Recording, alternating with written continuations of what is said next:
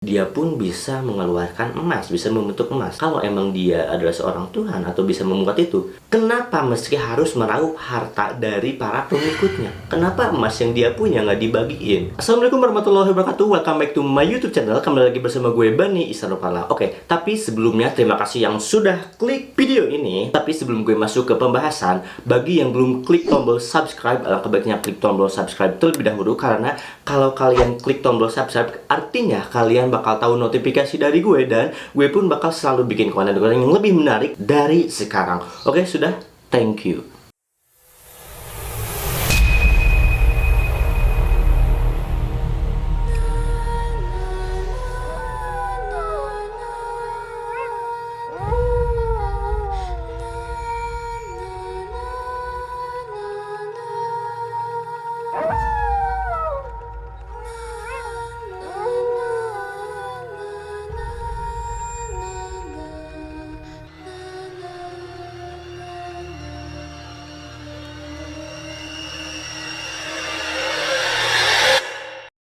Oke, setelah kemarin kita, kalau kalian masih ingat dengan video yang ini, gue ngebahas tentang Baba Vanga. Nah, sekarang gue bakal ngebahas tentang Sai Baba, yaitu adalah the most influencer person in India, atau bahasa gaulnya adalah influencer yang banyak sekali pengikutnya di dunia. Nah, sebenarnya ada apa sih nama Baba itu? Ya, kemarin kan ada Baba Vanga, terus sekarang Sai Baba. Sebenarnya ada apa dengan nama Baba itu? Sai Baba atau yang bernama aslinya adalah Satya Ranayana Raju, orang yang sangat berpengaruh di India, gengs, bahkan di dunia. Nah, konon katanya yang gue baca dari salah satu artikel, di Indonesia pun ada beberapa pengikutnya yang percaya terhadap aliran atau organisasi yang dibuat oleh Sai Baba. Sebenarnya arti dari nama Sai Baba itu apa sih? Pasti kalian pun penasaran dengan nama Sai Baba tersebut. Oke, jadi Sai Baba itu pada 9 Juni tahun 1974, Baba pernah diwawancari oleh beberapa pengikutnya tentang makna dari nama.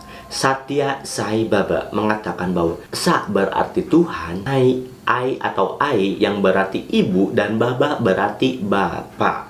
Nama tersebut menunjukkan ibu dan bapak ilahi, sama seperti Sambasya yang juga berarti ibu dan bapak ilahi. Jadi arti dari Satya Sai Baba itu adalah bapak dan ibu ilahi. Bagi yang tahu lebih artinya, kalian bisa klik komen di bawah. Nah, sebenarnya sosok Sai Baba itu siapa sih? Banyak yang bilang dia itu adalah 30 Dajjal yang sudah turun.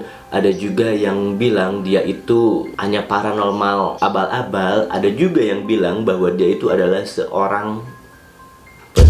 Jadi Satya Sai Baba lahir 23 November pada tahun 1926 dan meninggal pada 24 April tahun 2011. Jadi Sai Baba itu awalnya adalah seorang guru yang mengabdikan hidupnya untuk kemanusiaan, gengs, konon di sini ya. Jadi Sai Baba ini bisa dibilang anak yang unik. Ibunya bernama Eswarama. Dia bercerita bahwa Sai Baba itu dibentuk bukan secara biologis, geng, tapi secara magics. Jadi ceritanya itu, ibunya itu di pagi hari sedang menimba air di sumur di belakang, tepatnya di belakang rumahnya. Saat itu di pagi hari dia melihat bola biru terang gitu lah, kayak baju gue gini. Dari atas tiba-tiba langsung datang menghampiri perutnya, lalu masuk ke perutnya. Nah, di sana ibunya itu konon katanya langsung pingsan, dan tidak lama dari situ ibunya langsung mengandung, yaitu Sai Baba. Terus ibunya itu merahasiakan hal tersebut. Dia itu hanya cerita kepada ibu mertuanya saja, yaitu dari bapak dari Sai Baba tersebut. Kalau dirahasiakan, tapi kenapa sekarang seluruh dunia tahu? Berarti di sini dalam arti ibu mertuanya itu comel, gengs. Bersama. Oke, di sini kita berpikir logis aja. Gue mungkin gak bakal meragukan ya kalau ibunya itu masih perawan atau belum menikah. Tapi di sini keadaannya saat mengandung Sai Baba, saat datang si bongkahan, ya si bola kayak bola putih itu, si ibunya kan udah nikah sama bapaknya si Sai Baba itu. Apalagi di sini pada tahun 1926, apalagi di India, belum secanggih sekarang. belum secanggih buat memeriksa kandungan. Bisa saja pas kejadian itu si ibunya Sai Baba itu emang udah mengandung. Jangan percaya terhadap hal yang begituan dulu. Kita harus berpikir secara logis dulu, jangan berpikir langsung, oh iya gue percaya. Oke, jadi apa yang membuat Sai Baba ini kontroversial di mata dunia, dan bahkan Sai Baba itu sangat dipuja-puja gengs oleh warga India yang mempercayai aliran dia ya. Jadi Sai Baba ini mengklaim bahwa dirinya ini adalah seorang paranormal dan seorang yang bisa mengeluarkan mujizat gengs. Dan dua mujizat yang Sai Baba suka ialah memetralisasikan abu untuk orang miskin dan emas untuk orang kaya.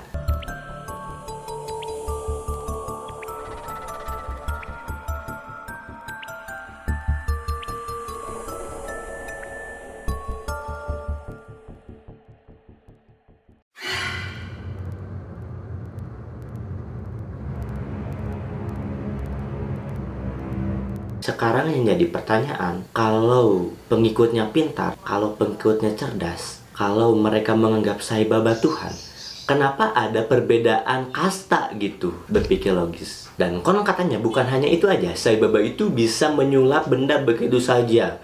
Bahkan dia bisa membuat patung dari emas, bisa membuat batu atau besi menjadi emas. Dia bisa mengobati segala penyakit yang mematikan. Tapi yang paling aneh di sini yang bikin gue ketawa, dia tidak bisa menghindari kematiannya sendiri. Bahkan penyakit ngap sama jantungnya ya. Anda masih percaya Sai Baba? Komen di bawah. Selain itu, Sai Baba juga konon katanya bisa menyembuhkan orang lumpuh,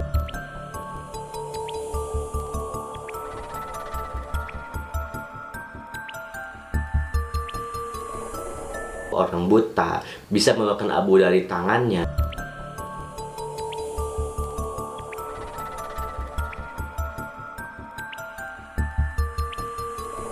Terus dia juga bisa keliling dunia dengan sekejap mata. Konon katanya begitu. Kalau tidak ada bukti, hoax. Dan yang pastinya kalangan rasional seperti gue banyak yang mengkritik hal tersebut. Namun sayangnya ya pas gue berpikir secara kritik, secara logis, Sai Baba udah nggak ada gitu. Dan dia pun yang meninggalnya pada tahun 2011, tepatnya pada 24 April. Kebayangkan kalau memang Sai Baba itu masih hidup di zaman milenial, di zaman gadget, di zaman ya segala sesuatu itu bisa lewat gadget, lewat Twitter, bisa jadi dia tuh trending top 1 dunia, gengs. Goblok. Nah, dari situlah banyak yang beranggapan bahwa Sai Baba itu adalah dewa atau Tuhan. Pengikut dari Sai Baba ini bukan hanya lansia orang tua, gengs, tapi anak kecil pun banyak yang percaya terhadap Sai Baba. Karena anak kecil tidak tahu apa-apa, maka didoklinlah oleh orang tuanya. Nah, seperti itu proses buat mempercayai sesuatu anak kecil. Jadi anak kecil itu biasanya melihat perilaku orang tuanya begitu ya, anak kecil itu bakal ngikutin gitu, gak bakalan jauh beda dari orang tuanya. Apalagi orang tua yang berpikiran belum modern gitu, belum terbuka, pasti mengekang anaknya untuk mengikuti cara orang tuanya. Dari orang tua sampai anak kecil, sosok Sai Baba ini pengikutnya banyak sekali, gengs. Nggak hanya puluhan, ribuan, ratusan, tapi konon katanya jutaan, guys. Yaitu dari beberapa ya penjuru dunia, bahkan artis Hollywood pun, terus pejabat India, terus polisi, terus ya kalau artis sih pasti ya. Ada juga ini adalah seorang bintang Hollywood yang bernama Goldie Hawn. Dia itu pengikut setia dari Sai Baba, gengs. Dari pengikutnya itu, Sai Baba setiap harinya atau setiap bulannya mampu meraup jutaan dolar Amerika Serikat, gengs.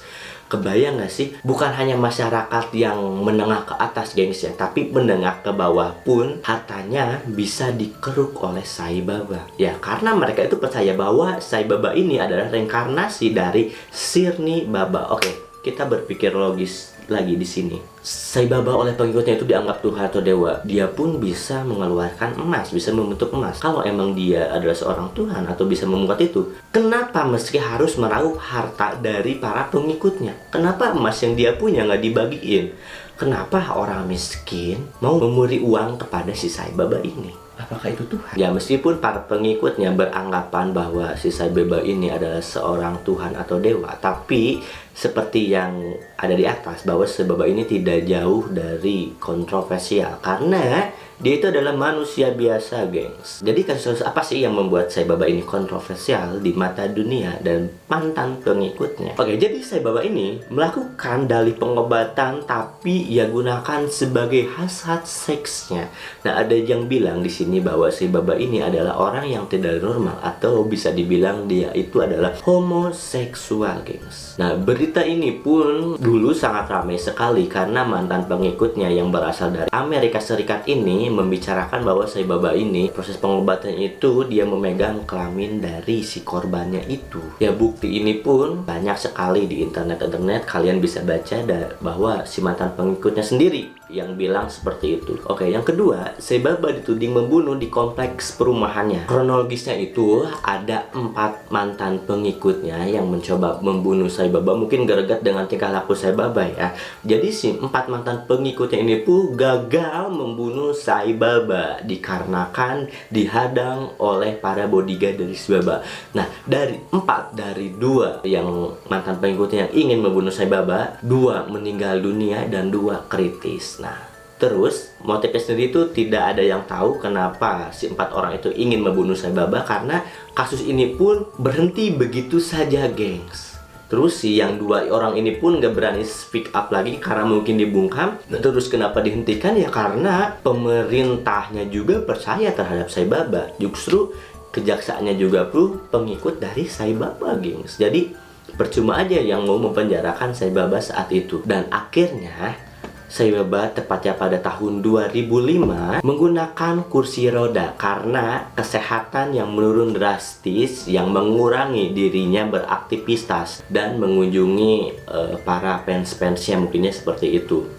Serta 1 tahun kemudian, tepatnya pada 2006, Sai Baba pernah mengalami patah pinggul, gengs, dikarenakan ketika itu ada seorang pelajar atau muridnya, dia itu berdiri di atas kursi, ya kursi itu terbuat dari besi. Nah, dan apesnya si Sai Baba itu kalau katanya berada di pinggir si anak itu atau di kursi itu. Nah, setelah itu si anaknya jatuh dan si kursi yang besinya itu menghantam Sai Baba sehingga membuat pinggul dari Sai Baba ini patah, gengs. Oke, beberapa hari setelah Sai Baba dibawa ke rumah sakit, akhirnya pada 24 April tahun 2011 Sai Baba menghembuskan napas terakhir yang waktu itu usianya itu adalah 84 tahun. Tepatnya pada pukul 7.40 waktu India. Mendengar kejadian Sai Baba telah menghembuskan napas terakhir atau meninggal dunia, para pengikut setianya langsung mengkerubuni masyarakat, menangis di sana, berdoa di sana, ikut berduka cita atas kematian dari ketua